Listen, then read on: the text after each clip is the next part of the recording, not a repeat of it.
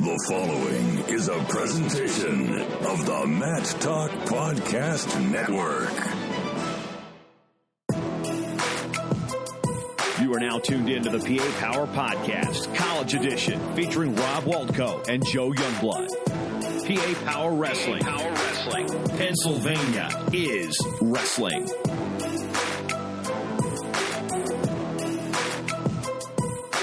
All right, welcome to the open room. Another week of the college season down, another week closer to NCAA tournament and the real March Madness, Rob. I mean, this week was packed with some big upsets and some great matches, and PA Power was on display as usual in the world of college wrestling.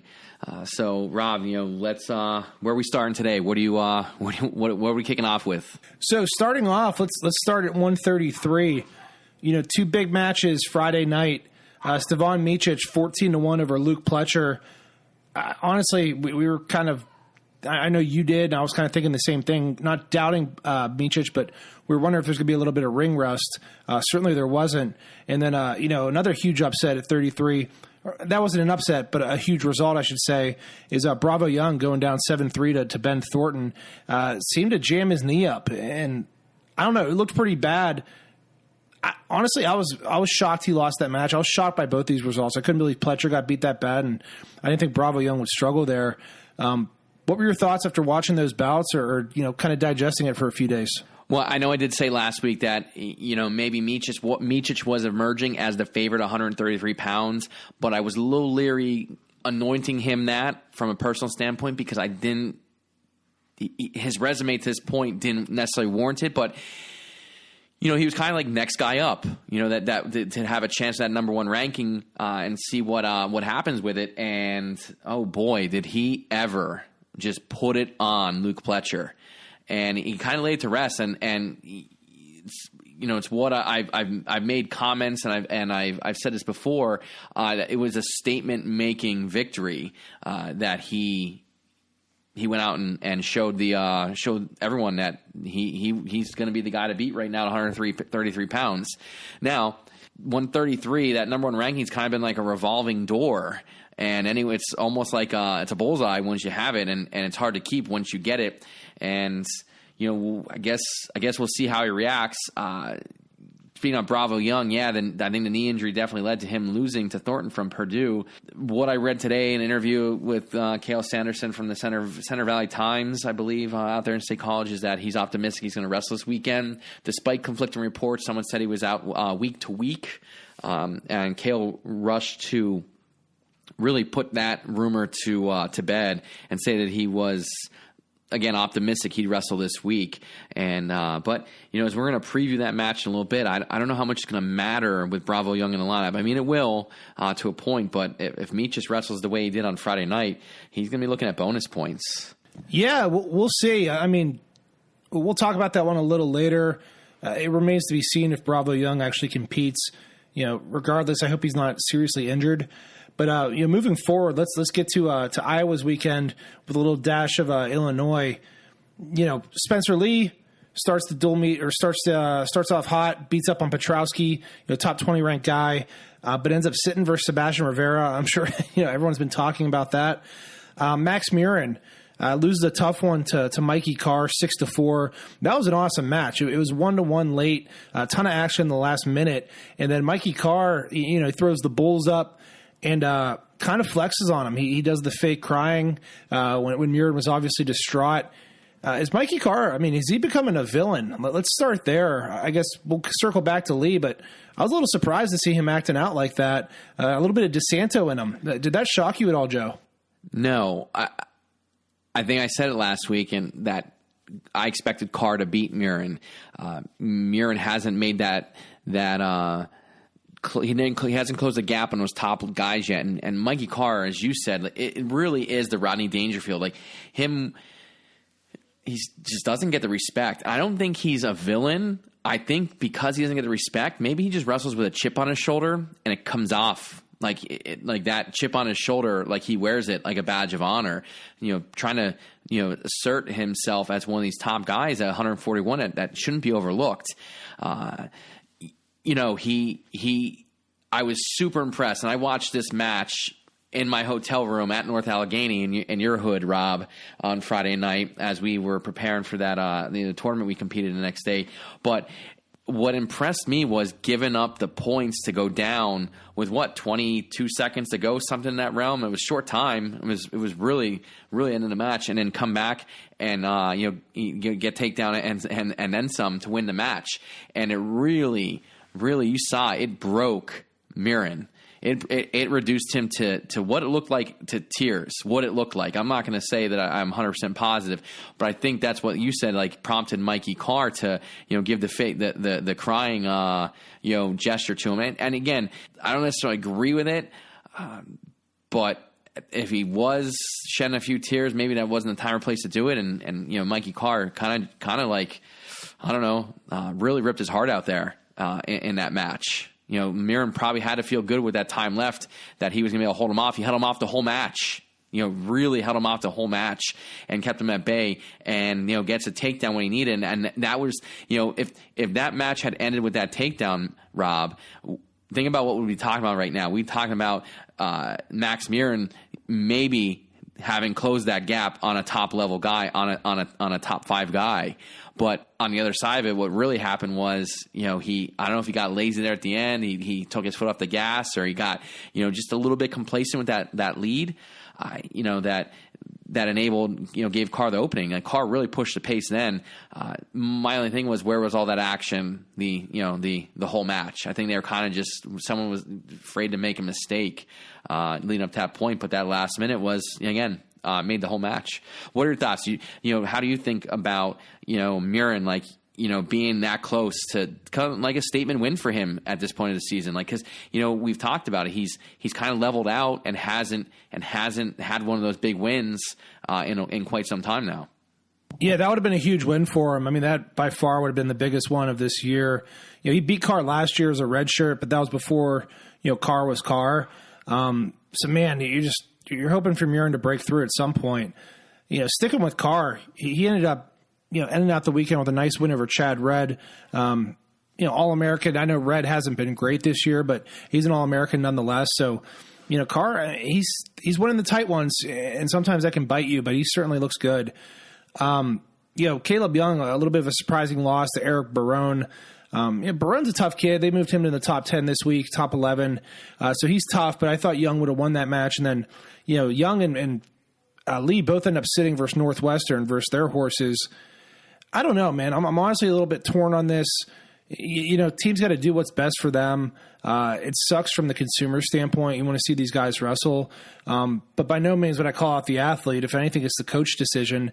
But I'm sure the coach is doing what they think is right for their program, right? They're not worried about my feeling or what I want to watch on a Sunday afternoon.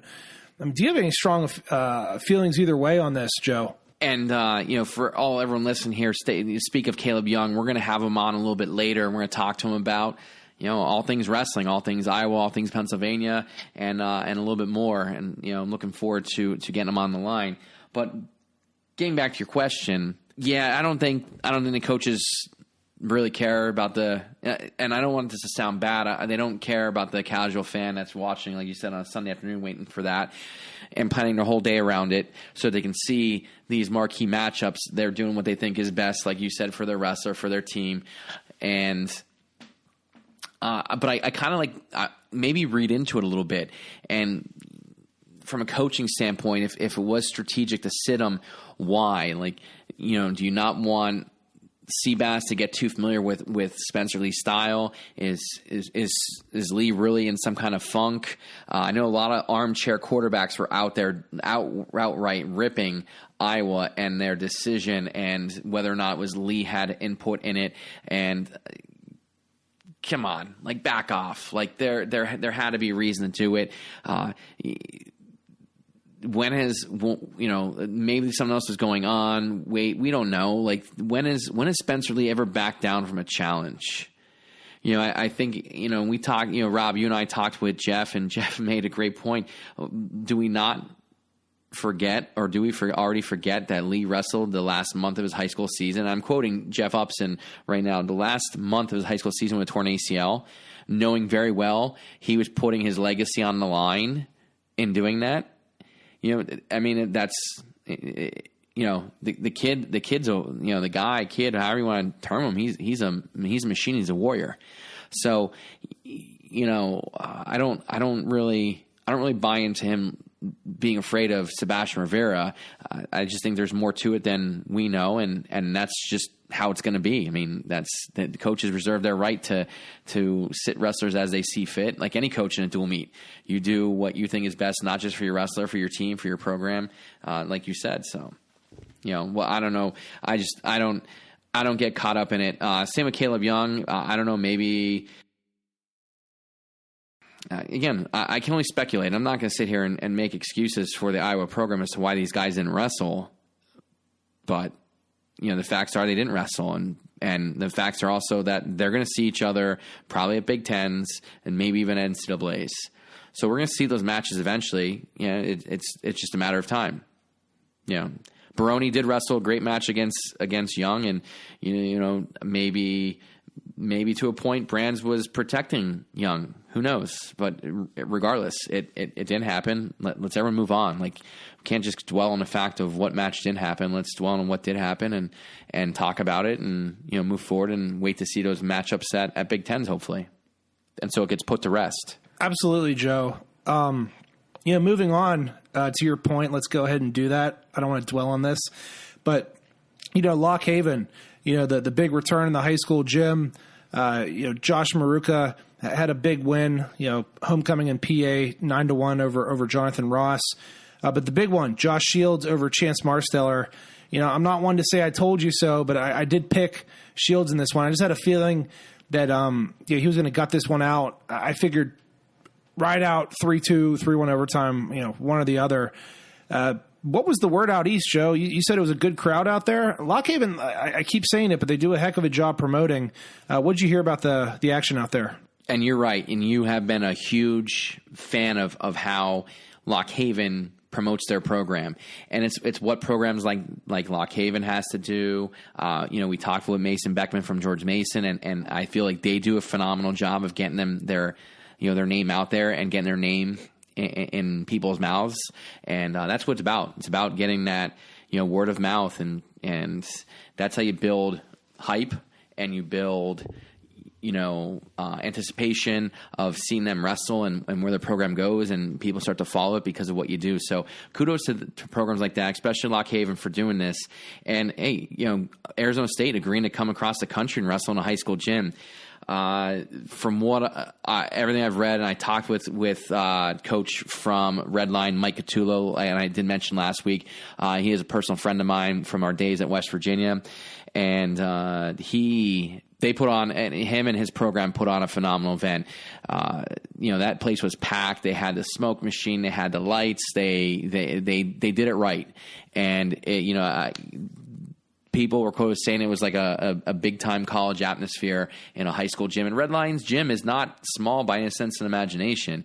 They put several thousand people into it, and it looked every bit as cool as it probably was. And it was a great win by Lock Haven. Talking about Shields and Marsteller, two PA boys going at it in a high school gym. Yes, you did tell me, and yes, I did pick Marsteller. I will say this, I'm not going back on the fact that I picked Marsteller, but I said that was a win that Shields had to have, I think, from a confidence standpoint at this juncture of the season, because he'd come up short so many times up to this point against that high tier guys. This was a guy that this was a match I think he needed to win to keep his name in that conversation as a dark horse. To get to be like a top 3 guy. To warrant what his ranking has been and is. So I think that these are, again, for Shields, this is the type of match that now going forward, and these top level guys, he has to expect to win. More so, not just keep it close. He did what he had to win. You talk about another PA guy, Josh Maruka, wrestling Ross from Lock Haven with the 9-1 win.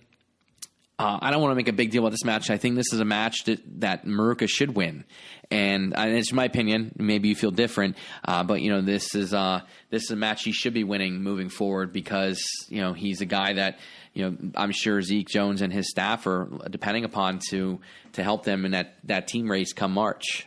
No, I agree. And to your point about George Mason, I tweeted at Mason thanking him for the T-shirt, and Camden Epart, the guy I've never talked to, one of their assistants retweets it. Like, they're all over social media, and that's not the only thing that makes you a good wrestler, but gets your program out there. And when you don't have much tradition, or Lock Haven, they have a ton of tradition. You're one of the small guys, or you were down for a little bit. That's really important. Moving ahead, Lehigh. They had a big weekend. They ended up wrestling Arizona State and Virginia Tech. They got thumped by Virginia Tech, but they ended up beating Arizona State. And ASU isn't the best dual team. They have some hammers, but they also have some holes. Some interesting ones there. Ryan Price, he is back. He lost a tough one to Zach Zavatsky. Zavatsky's had a good last week or two. This was an awesome match. There was a scramble, I think, early in the third where Zavatsky hit like a Granby as Price was spinning around to avoid a takedown. Then Zavatsky got a late takedown to win with some back points. Jordan Wood over Billy Miller, 3-2. Billy Miller had a bit of a tough weekend. He lost to Demetrius Thomas from Pitt as well, but he's right there with those top guys. And then Tom Slay, man, like I said, new year, new me, wins over Weiler and Stout. Guys that are, they're ranked below him, but Weiler was round of 12 last year. He's had more success than Slay's had at the NCAA tournament. Slay just keeps winning, man. I mean, what are your thoughts on these Hokies? I didn't think they looked very good to start the year, much like Nebraska, but they're hitting their stride midway through. I'm thinking it's by design. I'm thinking Coach Roby and Coach Manning are probably smarter than me, and they maybe trained through the beginning of the season. But what did you think of their weekend? Model of consistency down there in Blacksburg, and winning the matches they should win. You touched on Corbin Myers with the win over Mickey Philippi. Kind of just goes back in what I was saying. Like, no one wants to be the guy. No one wants to just put their stamp on it. Maybe Micic is the guy, and we'll see maybe after his weekend if he continues rolling the way he is. But right now, he is the guy. Let me ask you, we talk about Virginia Tech for a second, and we talk about all the guys they do have, and they've got a pretty balanced lineup. You go down, up, and down. LaPrade is tough. Mekhi Lewis, McFadden, Zavatsky, Slay. What about Corbin Myers? 2 wins over the weekend. Petzel and again, Petzel is their backup. Sky Parker was going to be their starter, but really by default now, Petzel is their starter. He's their guy. He's got some pretty big wins this year. He's not. We joked. Montori Bridges. Yeah, exactly. He's a top 20 guy. Yeah, we joked about Lehigh having the best backups in the country. And so he's not. It's not like they're throwing out chopped liver against him. And like you said, he had the win over Mickey Philippi. Is he a dark horse to get on the podium? Myers is someone that I always thought he was ranked in the right spot. He'd be 14th. He'd always lose to the guys ranked 13, 12, 11, 10, 5-3 or 3-1. But he'd always beat the guys behind him. This is the first, I think, kind of breakthrough win for him. And I know Mickey beat him in the state finals one year. He was 2-0 versus him in college previous to this. And I think Myers may have beat him in high school. I'm not sure, but that's a big win for him. I mean, you beat Philippi at this point. I think automatically you're in the All-American hunt. Tough part for Myers is it's 133. It's a very deep weight. There's a ton of studs. He's going to have to beat an All-American to place is how it looks. So, interesting to see where he ends up. Big 12 or the ACC tournament will end up being a good challenge for him as well. You mentioned LaPrade. I mean, Romani got back on track with the win versus him 7-4, but I'm pretty bullish on these Hokies. I think they're looking at another top 10 finish. But to your point, I mean, Myers, is this a fluke, or can he compete consistently with Philippi and with Tariq Wilson and those are the ACC guys, then some of these top guys in the Big Ten? Right now, yeah, and I think it's so wide open, and I think I alluded to it last week, and I think we both agreed that with Gross out, everyone's got to be feeling a little bit more confident at this point. Where why not them? You have to think about those guys ranked 10 through 15. Why not them? Why can't they get hot? Why you see it might beat an All-American. Really, in all reality, you might have to beat 2 All-Americans at some point in time in that tournament, depending where they get seeded and stuff to get to the podium. because the weight class is deep, and or not necessarily 2 All-Americans, but maybe 2 guys ranked in the top 8. But again, I think it's such a deep weight class. You could see guys getting an 8 or 9 seed going like 0-2 barbecue in the tournament as well. It's just a crazy weight class this year. It's one of those weight classes where you could throw a dart at a dartboard at a bunch of names and see what happens, see what you hit, and that can be it. Yeah, sometimes those deep weight classes, it ends up working out for you because the guy you can't beat loses to a guy that you match up with better, right? Like the 6 seed gets knocked off, and you're the 11 seed. The 6 seed gets knocked off by the 27 seed, which is what it would be, and you end up catching him and you match up better. So, it's funny how that works sometimes. Skipping ahead to our preview, one duel I think that has a big matchup. You got Lockhaven and Cornell. You have Dean versus Hazel. Dean beat him 5-2 last year, but Hazel, he's hot and cold, but he hasn't wrestled a whole lot this year. But that should be a big one. The big match for the weekend being held in Bryce, Jordan, is Penn State versus Michigan. You look at that one. There's a lot of tough matches. 33, if Bravo Young wrestles, he's number 16. He faces, the man, Stevan Micic. So we'll see what goes on there. I don't know. I think Bravo Young has the ability to beat anyone, but, he's got to wrestle better than he did last weekend. Keenan Storr, ranked number 5 versus Nick Lee. Nick Lee's ranked 7th. Even though he's ranked lower, I'd consider Lee, in my mind, to be the favorite there, being that he's an All-American. 157. You have Jason Nolf, number 1, versus number 5, Alec Pantaleo. Nolf won 6-4 last year, and if you remember, Penn State didn't look that sharp in that dual meet. And again, I don't think they were peaking for it, but Pantaleo got a couple takedowns. Unfortunately for him, he was ridden in the 3rd, so we didn't get to see overtime. But, let's just start with those 3 weights, Joe. What jumps off the page is you. Do you pull any upsets there? Do you see Michigan winning at 41 or 57? And how do you see 33 going? 33, we talked a little bit off air, and we kind of cut off our talk because we wanted to save it for right now. I don't know. I've been very high on Bravo Young, but if he's remotely injured, Micic's going to smell blood in the water, and he's going to be on the attack. I mean, we saw what he did to Pletcher, and one thing we all agree on Pletcher. What Rob, I'll ask a question: what's Pletcher good at? What's Pletcher's? What does he do? Tough as heck to score on. He doesn't give up points. Exactly. We've talked about that over and over again. And Micic went out and dropped 14 on him. So I'm a little concerned for Roman Bravo Young in that regard. Micic, I think major decision. I think he's going to, and again, hey, no disrespect to Roman Bravo Young, but Pletcher's right now a better wrestler than him. I'm going to say major decision, but if we went 14-1 with him, like, who's to say he doesn't tech follow him? And again, maybe it's a stretch. I'm saying, I don't necessarily disagree with you that Roman Bravo Young can't beat anyone and can't wrestle with anyone, because we've seen him in some high level matches and have some good wins. But I don't think he's wrestled anyone like Micic. And again, every time I say this, I make these predictions. I seem like I'm so off and I'm so wrong when the dust settles and the match is actually wrestled. But it's just the way I feel on this one. I feel pretty strong about it. I think Micic's gonna have his way with him. 41.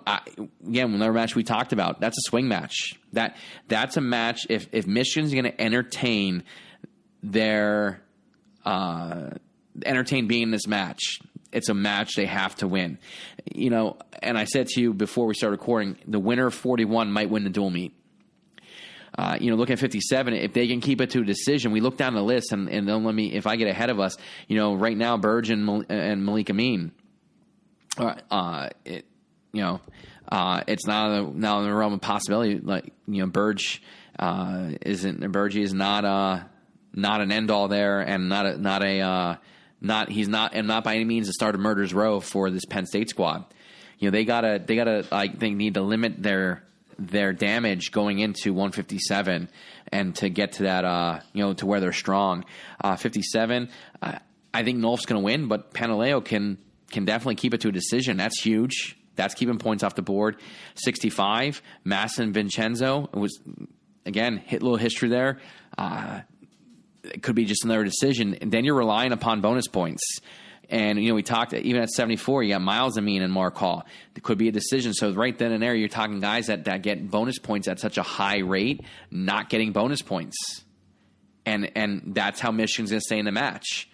And, you look at who wrestled Miles Martin. Was it Carell that wrestled Martin and fought to keep it from getting tech fall there? That was a huge point, keeping it off the board on Friday night. That they did. And then we talk about again, if Shakir Rashid's back, he can pin you from anywhere getting on top. That cradle is deadly. So you're hoping for bonus points there. And Bo Nickel, what was the stat you gave in our conversation prior to going on the air here about Strigow from Michigan? Strigow has only given up bonus points in one match in college. Going into that duel the other night, I think I heard that on Ben Askren's podcast. Yeah, so you look at, he wrestled Colin Moore, tough as nails, and he very well can at least slow down Bo Nickel. With that said, Bo Nickel has the propensity to pin you from any position. So I'm not going to say he's way more dynamic than Colin Moore is in that regard. So I'm not necessarily sold on that. And then I think Cassar and Paris can be a toss-up match. I'll get your thoughts in a second. I'll give you mine right now. I think Paris is good enough, and he's pretty darn good for a freshman. He's good enough and strong enough and big enough that he could possibly give Cassar fits and slow him down. Could. I still think Cassar wins, but who knows if Paris can keep it a 3-1 match late and get a takedown? Who knows? That's going to be the kind of match he's going to have to win. I don't think he's going to open up a lot of offense against Cassar, but I think he'll be able to keep some points off the board and keep it a relatively close match. So then you add it up and you get one upset in there, and Penn State might be in a little bit of danger. Might be. They're going to need to rely heavily. They're going to get bonus points somewhere. It is what it is. They're going to get bonus points, but where are they going to get it and how many is going to be the difference in this match. Michigan's going to have to win every close match and then pull a couple upsets, at least one upset. You figure if they win 25 through 49, that's 4 matches. And heavyweight, that's 5. Then it comes down to bonus points, right? Or they have to pull another upset somewhere else. 65-74. Both Mesa and Amin have given Chenzo and Mark Hall trouble in the past, though they haven't beaten them. There's been a couple 1-point matches. Amin, I put this in my notes. I think he might be the best guy in the country that isn't in the national championship conversation. Like, people aren't saying he could win it, right? Maybe outside of Michigan, just because he has Hall and Valencia to deal with. But that dude is good. He's very, very good. You look at the last 20 years worth of 174-pound champs. He beats more than a handful of them, if I had to guess. I think Penn State. I'm trying to think. If I had to bet on it, man, I'm saying Penn State wins at least 6 matches. I'd put the over/under at 6.5. But we'll see. Michigan's game. They're a tough team. Some other big dual meets this week, though. You have Iowa and Nebraska. Assuming we'll see Spencer Lee and Zeke Moisey. I think if Lee's on, he's going to be too much. DeSanto should roll 57. You got Kaleb Young, number 7, versus Tyler Berger, number 2, who's looked lights out. 141. Max Murin, ranked number 19 versus unranked Chad Red. That might be the best 19 versus unranked matchup that the world could possibly make. Yeah, Red's been losing close ones, but he's still a stud when he's on. And then Mikey Labriola's been catching fire at 74. Iowa's been bouncing back and forth between their 74-pounders, but that's when he could win. Let's assume that Lee's hurt and doesn't compete, or he's sick, or whatever's ailing him, he's unable to compete. I think Nebraska could be in this dual meet. I think 25, 41, 57, they're in pretty good shape to win. 84, they should win. 74, they should win. That's 5 right there. And then, if Isaiah White could beat Marinelli, they take 6. I mean, do you think the Hawks, do you think they'll be ready to go? Or you think if maybe they're a little dinged up, maybe the Cornhuskers pull that one out? If I was a little dinged up, I think the Cornhuskers, the upset. If Lee's in the lineup, I think Lee rolls on Moisey, as you said. DeSanto wins, and again, he'll score some bonus points for them. Murin and Chad Red could be a lot of fireworks, or it could be a 1-1 match going into the end of the go into sudden victory takedown period. It really, I don't think there's going to be any middle ground. Berger and Kaleb Young. Did we talk about last week what Berger posted on social media, on Twitter and Twitter, Facebook, one or the other? Did we talk about that, or did that come? I think we talked about it. No, you and Jeff in our group chat, but we didn't get, because it came after we recorded. So for those that haven't been paying attention, and I'm going to paraphrase what Tyler Berger said, more or less said, next 57 days I'm going off social media. The 57 days meaning till after NCAA's. He was all in, focusing on winning a national championship, and he said, and I quote, and I think I have this verbatim: "I'm going to take 5 scalps with me, including Jason Nolf." And he took a lot of flack on social media in response to that. I don't know how much he read, if he was really off social media, but that's quite the prediction based upon the fact he came off a match where, Nolf kind of really took it to him. Up to that point, and he has been lights out, and he's been wrestling really well. So I guess we'll see, but right off the bat, here we go. Here's an opportunity for him against a top 10 guy, Kaleb Young, to see where he's at, and see on this quest for a national championship, if he's really that focused and locked in. This should be a match that he wins and is convincing in doing it. But I don't know how. I think Young's going to run with him, and he's going to give him some fits. But again, we'll see. That's why they go out and they wrestle him. What are your thoughts on that and that statement where he kind of goes out and makes that bold prediction, like Babe Ruth pointing to the fence before hitting a home run? Hey man, talk is cheap.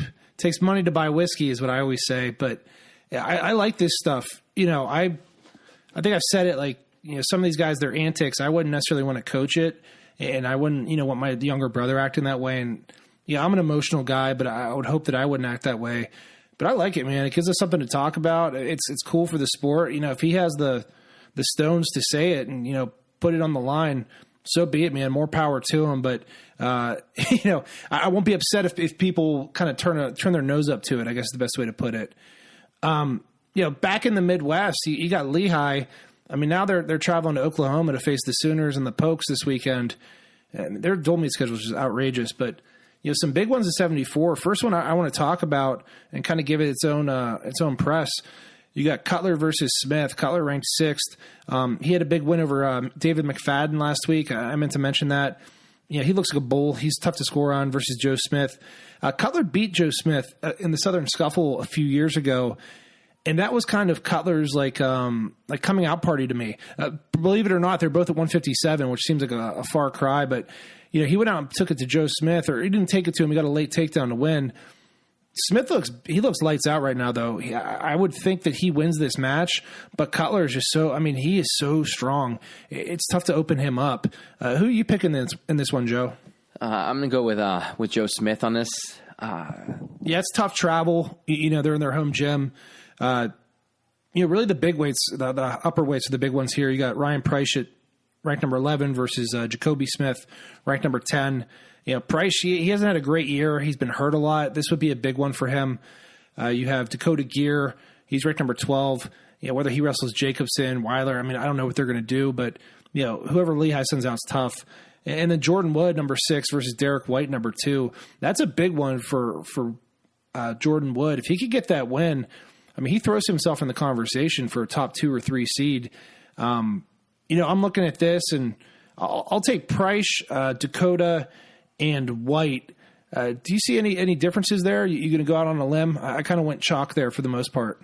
I think Jacoby Smith. I'll take Jacoby Smith. I think Gear wins as well. I think that's not an easy pick, but they're just I don't. 97 at Lehigh. You don't know from match to match who's coming out, and I just think without having any kind of consistency, it's kind of hard to be ready. I'm sure they know in plenty of time, but as you go through the weekend, if you're unsure and who knows at what point they know who's wrestling that week or on that trip. We can see them wrestle this weekend and see 2 different guys at 197. So that, are they really settled there? So I'm going to go with Gear and White and Wood. White really has been just great since he beat Kassar earlier in the season. But I'm gonna take my local guy, my boy Jordan Wood, for the win here. Again, he, like you said, kind of puts his name into it. This is going to be an opportunity for him to make a statement.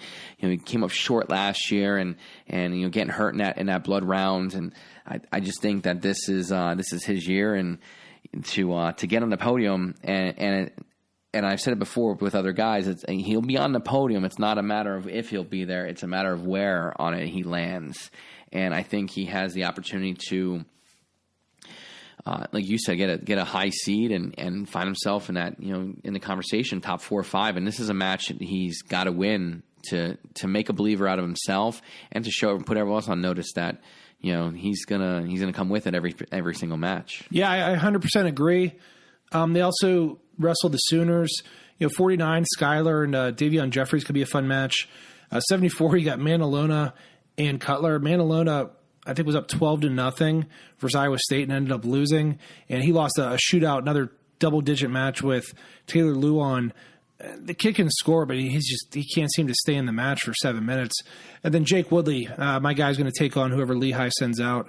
I should mention I picked Woodley over Miklas last week. I was incorrect, although it was a tight match. Woodley was in that match. He looked better than he's looked this year. I think he's turning a corner.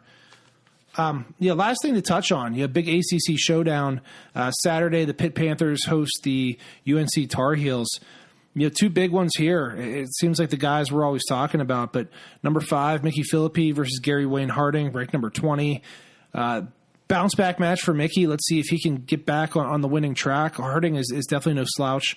And then Bonacorsi, he's number 14, wrestling number 12, Chip Ness. Chip Ness, of course, is a returning All-American. This might be the win that Nino finally needs to get to kind of turn that corner. I'm going with both Pitt boys. Even though I've kind of jinxed Nino a lot this year, I'm going to pick him to win. Do you think the Tar Heels steal any of these, or do you got the Pitt guys coming out ahead? I'm taking the Pitt guys, not to be the same as you, but looking at the stats, common opponents, and again, transitive property has no bearing on wrestling whatsoever. But common opponents, Philippi's 8-2, and Gary Wayne Harding is 1-7.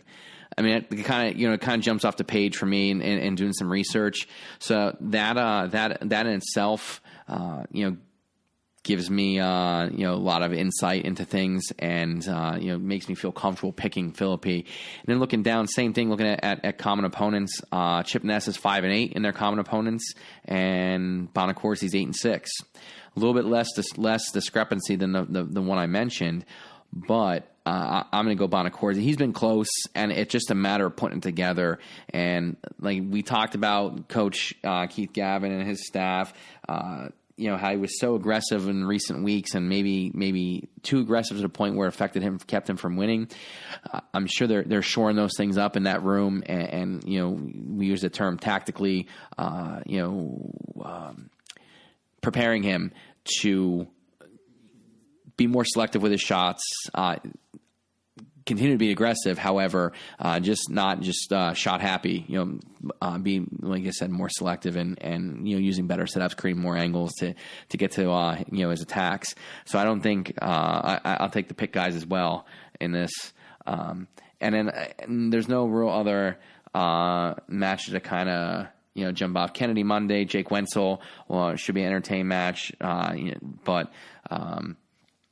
North Carolina, Austin Connor doesn't really get a good matchup that he can, that we could see a good match there. Headley and Bentley should be pretty one-sided, and so should Heilman and Fenton. So it's going to be, that match is going to kind of have to come down to winning where you should, and someone's got to get one of those swing matches that we talked about.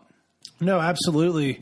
So what do you think about getting old Kaleb on the phone to talk some Iowa wrestling? Finally, we get one of these Hawkeyes on the horn with us. Yeah, they're tough to get a hold of, but I'm really looking forward to talking to him, talking about where he came from and everything else wrestling in between. Maybe we'll get to find out why he ended up defecting to Iowa.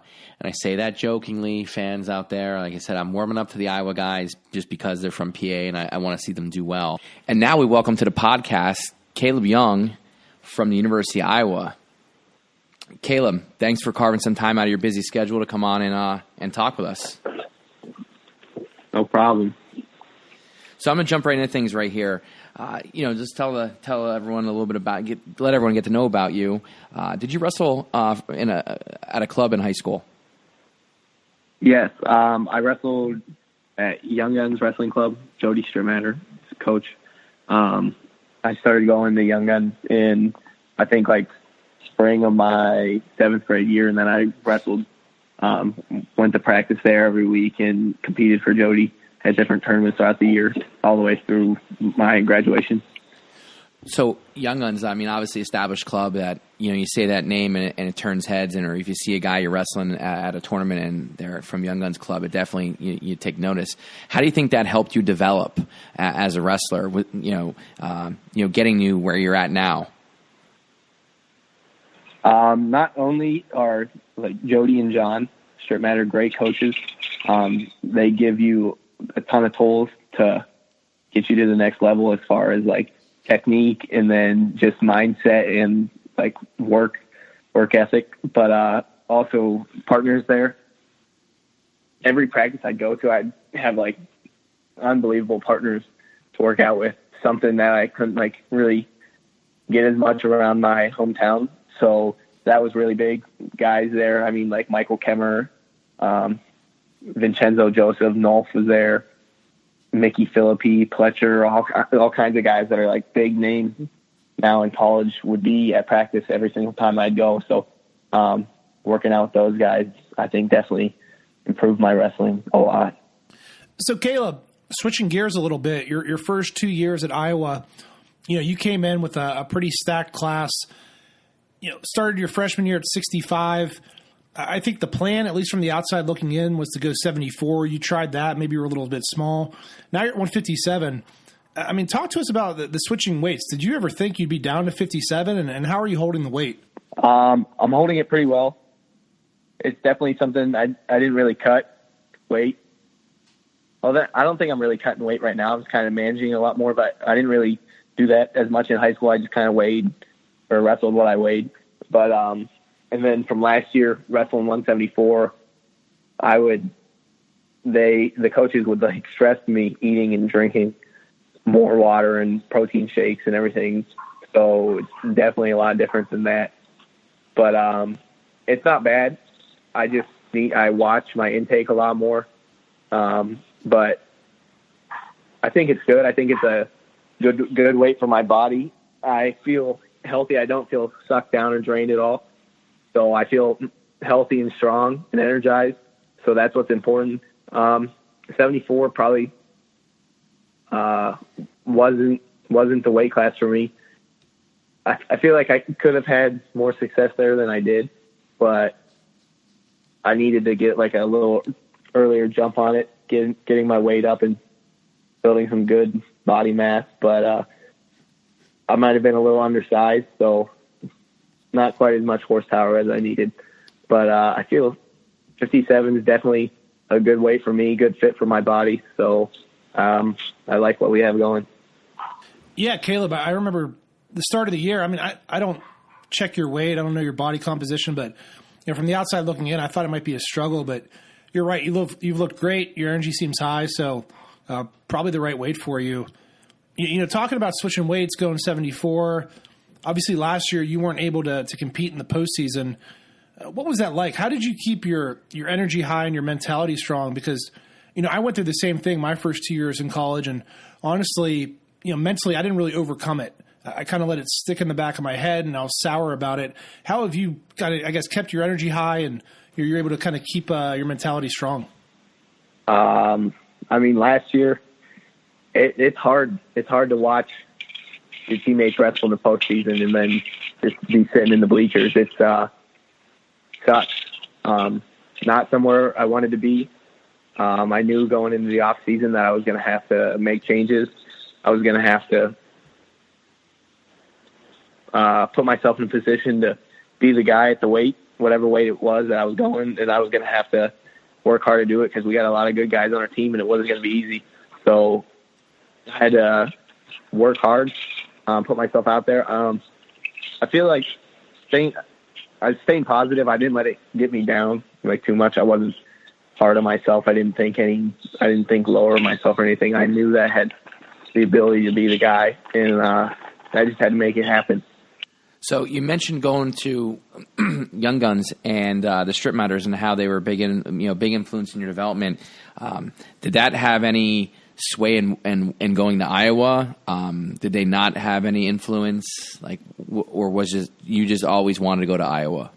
I think Jody and John, they introduced me to Iowa, but Jody, I don't think he went to Iowa, obviously, but he didn't really push me to commit to Iowa or anything. He loves Iowa.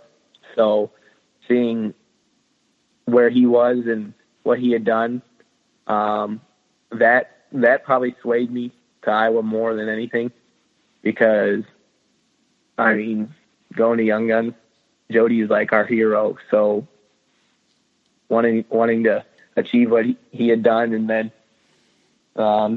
it just kind of pushed me toward Iowa, I'd say. And I'd actually gone with him. He took a group of guys to Penn State Iowa matches in Iowa City. So my sophomore and junior year, I think, I went out with Jody and different guys from Young Guns, and we went and watched Penn State wrestle Iowa in Carver Hawkeye. And those dual meets were they were huge. The arena was packed, so that the energy that was there, probably pretty big swaying factor, because it was exciting. So you mentioned Carver Hawkeye and being in Iowa City. Tell us a little bit what it's like to wrestle in front of a home crowd and have that crowd have your back. How amped up do you get, or do you get nervous going out because you want to make sure that you perform for them? Give us, tell us the emotions and what goes through your mind. Wrestling in front of our fans at Carver is definitely something. It's different, way different than I obviously had experienced any time throughout high school. It's exciting. Your blood pumps a little bit different, I think, wrestling in Carver than it does anywhere else. You get excited. You get up for your matches. A lot of energy in the crowd. Fans are loud.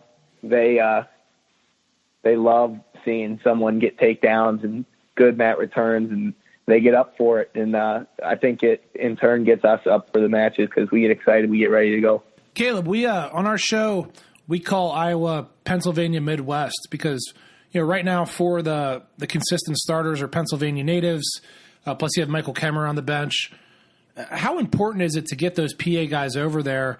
And what is it about, Iowa that draws you Pennsylvania guys in and, kind of feel at home there? I think I think the coaches they do a great job. It's like they're very invested in their athletes. So it was honestly a lot like wrestling for Jody or John coming to Iowa, because they take care of you. They care not only about your wrestling, but they care about how your schoolwork's doing, how you're doing in your outside life. So it's definitely a big draw. Coming from Pennsylvania, I never really felt homesick right away. Well, obviously Kemmer was here already, and he's been one of my friends since middle school. So just fit in real well. Guys on the team, they take you in. Thomas Gilman, senior, my true freshman year, and right off the bat, he kind of treated me like a little brother, I guess. So I didn't feel like any much different than I did in Pennsylvania. The guys were awesome, real welcoming. And then, we got a good thing going here with some good Pennsylvania guys. I think we wrestle a little different than they do in Iowa as far as high school goes. Pennsylvania guys scramble a little more, I think. So we kind of throw a little, I'd say spice into the room, because we just add a different dimension than probably a lot of guys on a team hadn't seen before much in high school. but then we also get the good attributes that they have. So it's a good combination. Kaleb, so you mentioned some of the biggest differences between the high school wrestling in Iowa and Pennsylvania. Obviously, the scrambling, a little bit more spice, you called it. What are some of the biggest differences just living in Iowa City versus living in Punxsutawney? I'd say the biggest difference is there's a lot. I think there's a lot more going on in Iowa City than there is in Punxsutawney. I mean, there's a mall here, not something to have within like probably 50 minutes to an hour from Punxsutawney. So that's pretty different. There's a lot more people. One of the things that kind of, I don't know if it bothered me at first, but it was pretty different when I first got here. It's real flat, but there aren't really any trees. So like in Pennsylvania, I lived out in the middle of the woods and kind of in the middle of nowhere, but in Iowa City and around it, just a bunch of fields and like flat farmland. So that was not something that I was used to, and it kind of threw me off at first, but it's not much different other than those things. A lot more people, traffic. It's hard to find a place to park in Iowa City, and you got to pay like $1.20 to park for an hour. But I mean, that's just something to kind of get over. Other than that, not much different. Being from Punxsutawney, you probably get this question a lot. So I felt we might as well just jump on the bandwagon and ask as well. So have you ever been to Gobbler's Knob and the Groundhog Day festivities there? Yes, I have. I've for sure been to Gobbler's Knob. I've been to Groundhog Day a couple times. I didn't really go in high school because it was during wrestling season. I was a little more focused. I had different things going on then. But like middle school, I went a few years in a row. I mean, it's exciting because there's a lot of people there, and it's different. It only happens once a year, but pretty cold. So I might go again just to like take my friends from Iowa, my teammates, and show them if I ever had the opportunity after college. But I wouldn't say it's on my bucket list to attend a lot more throughout my lifetime. I think it's definitely good for Punxsutawney. Puts them on the map, gives them something to be known for, and probably brings a decent amount of money into the town. But I don't get too excited about it. I like talking to people about it and sharing it with people, but let's just say I probably won't be wearing my groundhog hat on Saturday. So Kaleb, one thing we like to ask anyone on the podcast, whether it's a coach or an athlete, why should someone go to Iowa? Let's assume you have the number one overall recruit in the country and you're hosting him and you guys really want him bad. Like, what's the sell? I think the number's one thing other than being a top program in the country. I think one of the things we have going for us is that the environment with the team, everyone on the team pretty much gets along. We're all inclusive. We hang out with each other. We all live within 200 yards of one another. We all live right by the arena. We're with each other all the time. We take care of one another. And not only that, but the coaches invest in the guys on the team a lot. They take care of us. Someone's skipping class, kind of being like a jag off. They don't let it slide. They get on them and they do what's best for that guy. They take care of him. They get him the help he needs. And it's kind of like, definitely like a family environment. Something that I definitely think is a big factor here. It's good. It's good to have. We've got guys bringing each other up, not breaking each other down. So that is a big thing that I think helps build our wrestling program. And I think if we had number one recruit in the country coming here on a visit, that's definitely something they'd probably notice and look forward to, like attending, or they'd probably get excited about it. Yeah, you should have no problem getting those Western PA guys by dropping jag-offs in there. I'm impressed, man. Yeah, that's totally, definitely caught me off guard there coming off with that one. But that's, definitely a little bit of home right there coming out. The way the Brands brothers are portrayed as real intense guys, in the media and as a coach. But then we hear you talk about them, and you speak so highly of them and how much they care about you. I guess we got to ask. Like, there's got to be some funny stories. There's got to be some time when they're they're not the guys that they are on TV, right? I mean, you got anything to share with us? Yeah, actually I do, and I'm gonna bring on a little guest appearance from Michael Cameron. He's gonna help tell this story. Oh, excellent. Hey, it's going on. Yeah. So, I mean, I don't know. Thinking of stories here. I think the big one. It was on your visit, right? Yeah, it was on my official visit. So, a bunch of recruits in town. So, a lot of these kids aren't even committed or anything yet. So, like, it's just, parents are there, everyone's there, and we go back in some yard by Tom's house, and we're playing football, and get split into teams, and Tom and Terry are on opposite teams, and I can't even remember who was on offense. Do you? Or one of them was on offense, one was on defense. I don't know, but one was playing center and the other one was playing nose guard. So they're lined up on each other all game, and there's games going on, and one team's winning by a lot more. I think it was a team that I wasn't on, and they're jawing at each other, going, it's getting chippy, and then I don't even what exactly did he say? He said something like, "I don't care if you're my twin brother, I'll still put you in the dirt." Yeah, something like that. And I think the guy on our team, I think it was Paul's winning. Someone was over there, and one of them's like, "Oh, you switch with me. You block him now." And Paul's like, "I don't want to get in there now, man. You guys are all fired up." So it was pretty funny, though, just because had a bunch of guys, visiting, and they're probably not really as comfortable as maybe like I'd already been here for a year, but they saw them in full battle mode, so it's pretty funny. They got to see them be competitive against each other.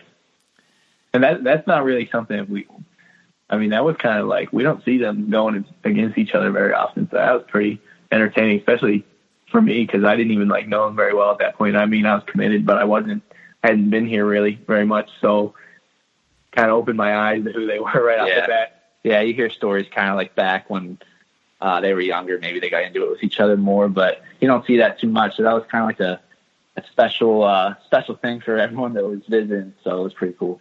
A little sneak peek of what makes them tick a little bit. For sure. All right. Well, hey, Michael, thanks for coming on. Appreciate the guest appearance, and I hope everything's going well with your rehab. And looking forward to seeing you back on the mat in the coming years. Kaleb, again, we thanked you once, and we'll thank you again. It was great having you on. Really appreciate you taking some time out of your busy schedule here during the season, as we do anyone that comes on. And wish you nothing but the best of luck moving forward from behalf of PAPowerWrestling.com. Hey, awesome. Thank you for having me. I appreciate it. It was good talking to you guys. Thanks. That will wrap it up for another week here in the open room with Rob and Joe. Thanks for tuning in, and as always, visit PAPowerWrestling.com for all your wrestling needs. Follow us on Twitter at PAPowerWrestle. Give us a thumbs up on Facebook, and check us out on Instagram. Don't forget, fans, you can subscribe to PA Power Podcast on iTunes and listen to all 3 shows on Spotify. If you want to send any questions or suggestions for the show, email us at collegetalk@PAPowerWrestling.com.